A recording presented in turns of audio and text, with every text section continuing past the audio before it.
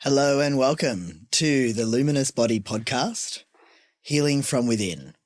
This is episode 5, Inside Out, Exploring the Chemistry of Your Health, Part 1, Foundations. I am your co-host, Dr. Jackson Waring, a chiropractor and kinesiologist, and I am joined by my lovely wife, Dr. Hilary Conroy, also a chiropractor and kinesiologist. And look, we've got a lot to get through today and in the upcoming episodes because we're going to be covering biochemistry, and not just biochemistry in and of itself, but biochemistry and how it fits in the triad of health, which is what we went through last episode. So what is the triad of health? Basically, it's a holistic framework through which we can view health and healing so that we can address the whole person. That's it. It's super important. Yeah. And biochemistry is keystone to this triad. It is so deeply impacted by your physical health and your emotional health, and it really impacts the other two. Yeah. Your physical body just can't heal if your biochemistry can't support it. Yep. And your emotional health can't come into balance if you don't have the neurotransmitters to support that balance. Yeah, that's great. Even like when I'm thinking about the nervous system working properly, you know, you've got to be hydrated, and you've got to have salt in your body, you know, like and the proper balance of the two, so that the nervous system can actually conduct electricity. So when we think about it, it's true. It's like everything that we consume and everything that we breathe in and everything we drink is directly feeding our biochemistry, and then our biochemistry is using that to support the body. And yeah, so as part of the triad of health, it really has its own standpoint. And I think there's a lot of layers and there's a lot of different areas to cover. We want to do it well. So we split this up into different parts. That's right. Yeah. And so today we want to go through some of the foundations of biochemistry, mostly so that people can have a different maybe outlook or a different understanding of what their biochemistry really is. And I think through this framework that we've created and the framework of the triad of health that we use, it's definitely more tangible. It'll be more tangible to think about chemistry of your own body and take some ownership over it as well. Our biochemistry is us. That's right. Literally, and it's a nice little reflection of what our makeup, like even our genetic makeup, and it's a nice reflection of what we do every day and what we eat, drink and breathe and touch and things like that. It almost seems to be the most tangible arm of the triad of health. Yeah. When you think about it. Like it's very difficult to give yourself a massage, but you can eat good food. Yeah. Yeah, that's right. And I think there's a lot of information out there and a lot of it's really good. But I think when we really understand how the biochemical pathways work and how they support systems, it's much easier to tune into our own unique biochemistry. You know, because everyone's biochemistry is different. Yeah. So the way that my body will filter chemicals, for example, is very different to the way your body would. And so when we learn about biochemistry from the viewpoint of being a unique thing for each person as well, it's much easier to take ownership over that, feel more empowered about your own biochemistry too. That's right. And I think there's never been a more important time. We live in an increasingly toxic world. That's it. Toxic in lots of ways, chemically toxic, but also the level of stress we're under. That's it. And our food has drastically changed over the past 100 years or so. We have less access to good quality, nutrient-dense food. So it's time to learn. Yeah, that's it. So you make the right choices. Exactly. And do what feels good and find what feels good too. Yeah. Great. So in this episode, we are looking to uncover the biochemical pathways and how they support the systems of the body, including the immune system, digestive system, the hormonal system, detox system, and so on. There are a lot of different systems. And I think we could just sit at that level, talking about the immune system, how it works, or talking about the digestive system and how that works. And we will do that. But I think if we go even deeper and look at the biochemical pathways that actually support those systems and how they function, we can develop like a whole new appreciation for our system, right? Absolutely. I mean, when I would get really passionate about biochemistry, because I just feel like it's magic in real life happening all the time in our systems. Yeah. You know, I just think we've got these incredible pathways that are just sort of pre-programmed already. We're basically this kind of chemical soup in this skin, you know, held in this container. And these pathways are incredibly intuitive. They're very intelligent. And we're going to talk about it a little bit, but they basically will take a compound and break it down and then add a few bits on and turn it into a whole different compound that is more specific to our body's uses, right? So we can take cholesterol, for example, or a fat, cholesterol, and through a detailed biochemical process, form a hormone.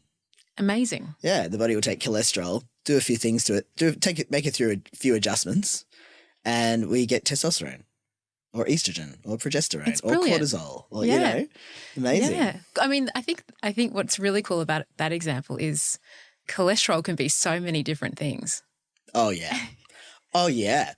I mean, totally. Like not just forming the membrane of every cell, but the cholesterol in the skin cells have a biochemical reaction with the sun that converts the sun rays into vitamin D. It's so cool.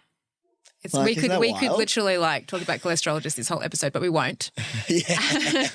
It's just an example. We'll rein now it we're back talking in. about it. Let's get really into it. Yeah, so we want to introduce some of these points. And I guess the first point that really touches what we're trying to create here is when we look at the function of these biochemical pathways in detail. Yeah. So there are lots of biochemical pathways that have been identified through research, and there's so many of them. And the thing that I get really excited about when it comes to biochemical pathways isn't just that we can turn one compound into another, but it's also that the body has manufactured so many different enzymes, coenzymes, cofactors, catalysts that work in those pathways along the way, modifying this compound into the end result. And those coenzymes and cofactors and catalysts are all micronutrients. So they're like minerals and vitamins and fatty acids and other things, you know, like we're not even talking about the gut, but there's a whole microbiome in the gut, you know, that does all that stuff too. And so it truly is like the quality of the food that we eat and the nutrient density of it, so that it has both macro and micronutrients in it, is what funds these biochemical pathways to do the job of converting one compound into another. Yep. And so when I was studying biochem at uni, gosh, I was like so overwhelmed by all of the chemical talk. Yeah. You know, like I was like, oh, biochemistry is a drag, you know. I remember in my final exam I had to draw out the whole Krebs cycle. And I was like, oh, glucose, fructose, acetyl-CoA, all these big words. And to me, it had absolutely no relevance whatsoever. At the time, for sure. At the time, no way. And then when I was studying functional biochemistry, which is more like how the chemistry of our body creates disease and illness, but also can work optimally to create health or restore health. That's when I was like, oh my God. And I remember looking at a biochemical pathway and seeing that to take glucose and form electrical energy, by the way, that is also pretty magical. I don't know about, I mean, I'm like, wow, cholesterol can take sun rays and turn it into vitamin D. Like that's real magic. You know what I mean? Like it's all around us. It's all happening. It's all happening in there. But when I would look at the breakdown of these pathways and see how glucose would be transformed into different compounds, the cofactors and the coenzymes that were doing that converting were things like B5, magnesium, zinc, oxygen. When I was looking at the hormone pathways, taking cholesterol and turning it into testosterone, bit of B3, bit of iron, oxygen again, zinc. And I was kind of like, oh my God, of course. So our micronutrient profile and our macronutrient profile can dictate how well these biochemical pathways work. And they work to support systems like the hormone system. So if there's a breakdown in our in the function of our biochemical pathways, because we don't have enough micronutrients or we haven't got the right macronutrients, or maybe there's a toxin or a pathogen switching that pathway off, then eventually we're going to see a change in the system that pathway supports. Yeah. And when we see a change in that system, then we're going to start seeing symptoms and signs of imbalance, whether that be reproductive issues, whether that be digestive issues, or, you know, fatigue even. There's so many layers to those when you look at the biochemical pathways. And that's when it becomes, to me, even though it's like the very deep, very complex science, that's actually when things become more simple. Well, totally. And I think like the point of talking about biochemistry for you guys, like from us, is that it's tangible. Yes. And, you know, all biochemistry are a series of chemical reactions within the body that support the systems of the body. That's right. And there is a unique biochemical pathway, a series of reactions for every single system in the body and multiple for each system. And so your biochemistry is what feeds your immune system. It's what feeds your hormonal system.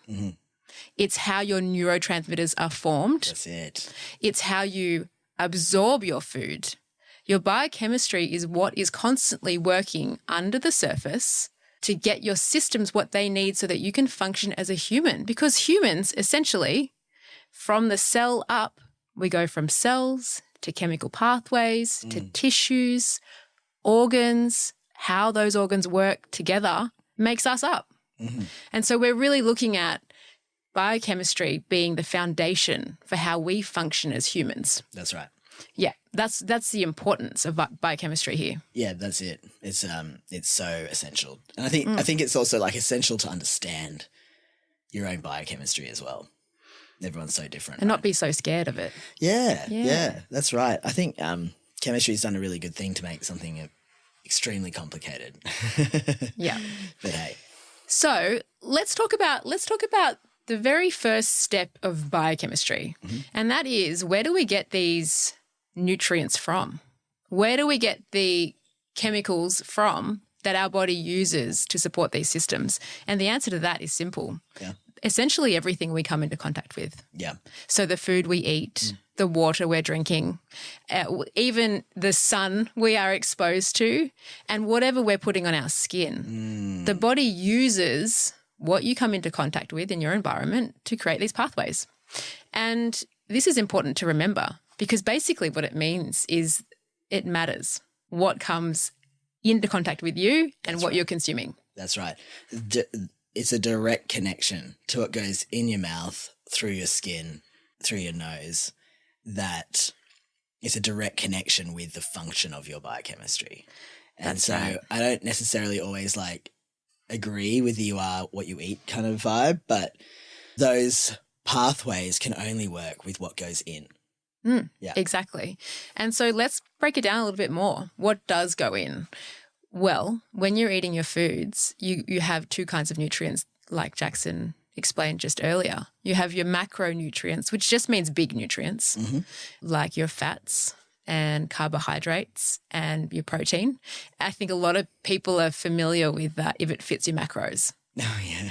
Yeah, that basically just means, are you getting enough energy in your body? Do you have enough building blocks to function as a human, basically? That's right. Yeah, those proteins, carbohydrates, and fats all create the building blocks. They also serve to house the micronutrients. So in the protein that we're eating should be a full spectrum of amino acids. And so as the protein's broken down in the gut system, it's broken down into its tiny, tiny amino acid constituents. And then those amino acids will be absorbed and they'll be used in these pathways. As building blocks. Well, that's right. I mean, the tryptophan, for example, as a amino acid that is broken down through lots of different types of proteins, will be transformed into serotonin and then into melatonin. And for anyone who's new to that, serotonin is the hormone that keeps you alert, aware, and upbeat. And melatonin is the hormone that helps you to go to sleep. So cool. Yeah. So, yeah, the macronutrients will house those micronutrients and they'll get broken down and we can use those. And so when we're talking about micronutrients, we're talking about the smallest constituents of those macronutrients. And if those macronutrients are nutrient dense, or have a good spectrum, a wide spectrum of different micronutrients in them, then we will get the amino acids, the minerals, the vitamins, coenzymes, the essential fatty acids, some of the saccharides as well. We'll be able to actually get that into the system and then use those essential micronutrients in the pathways. That's right. Yes. Yeah, so micronutrients are also essential. They're not as easy to count. We know there are certain foods that have more of a certain mineral or vitamin in them than another. But yeah. Essentially, micronutrients are these invisible little guys, well, they're not really invisible, kind of invisible, that we need to fuel every process in our body. And so essentially, the more of these micronutrients we can feed ourselves, the more our body has to work with. That's right. And so I've always been really interested in the if it fits your macros thing, because basically there's no mention of, are you getting your micronutrients? Well, there's no, does it fit your micronutrient? I say that doesn't sound as sexy, I don't think. No. But no, micronutrients are essential. And I think there are amazing food options that are nutrient dense. Yes. And we'll go into nutrient density in the second or third part, because nutrient dense foods can have different macro profiles. That's right. So you can have 200 grams of red meat, one that has been maybe factory farmed, under stress, and then taken through processing, so bleached and then re-dyed and things like that. The nutrient profile of that piece of red meat compared to the other piece of red meat that might have been just forest farmed, for example, or out free range, biodynamic, so fed meals that don't have steroids and antibiotics and all sorts in it. And then when the animal is probably under a lot less stress, just living a regular, relatively free life. And then, so that meat is going to have be a concentrated piece of whatever that animal ate. And so if that animal had a much broader diet out in the bush or something like that, or in the field, then they're more likely to have a condensation of micronutrients in the meat, especially if the meat isn't then processed, the micronutrients stay in the meat. And then when we consume that, we're actually consuming a micronutrient bomb, That's right. Yeah, I mean, there are so many different ways we can change the density of the nutrients that we are eating. Yeah. But sometimes even when we get enough nutrients, there are other things that come into play that can really impact what we have available to us. Totally. Because your biochemistry is not just about the pathways. It's about your interaction with the world and how that impacts your pathways. And that is including things like toxins in the world. That's it. It's including the integrity of your digestive system to be able to absorb these nutrients. That's it. It's influenced by so many different things. Yep. Which is why we want you to get this brief understanding so that we can talk about the juicy stuff. Yeah, that's right. That's right. We're just setting the foundations today and really sort of hammering those pathways, because as we're going to explore as we go along, we can feed ourselves with the nutrients that we need to fund these pathways. And then, it's also like, how do other compounds like toxins or bugs like pathogens, bacteria, etc., how do they interact with the pathways? We've got specific detox pathways to help get those toxins out. Yeah. But as we found through our research, is toxins and pathogens, they can actually turn on and turn off pathways. Exactly. So some of those pathways might be like fully functioning and ready to go, and there's plenty of micronutrients around to get them going. But if the toxin profile is, if there's a certain toxin or the toxin profile is quite large, then those pathways could be turned off. And then they don't perform anyway. So, we could be looking at, all the good stuff we're putting in our meals and everything, and that's a good thing. But it's also, let's look to where we might be also consuming toxins or consuming pathogens, and understanding the impact of that, we develop an awareness and we tend to become even more sort of integrated with our own biochemistry. Yes. Yeah. Exactly. More aware, more integrated. That's right. I'm really inspired by what you're saying, because I just really feel how our bodies are so intuitive by sort of the way that we interact with our environments, the environments that we put ourselves in, and then also the decisions that we make around what we consume, and especially, you know, the stuff that we put on our skin, you know, as well. Our biochemistry will be almost like a reflection of that, but also a response to that. Yeah. So it's like, well, I'm taking in that there's a lot of stress around, and so I'm going to, like, the biochemistry would be like, well, I'm going to then shuttle most of my activity into the stress pathways, or the stress hormone pathways.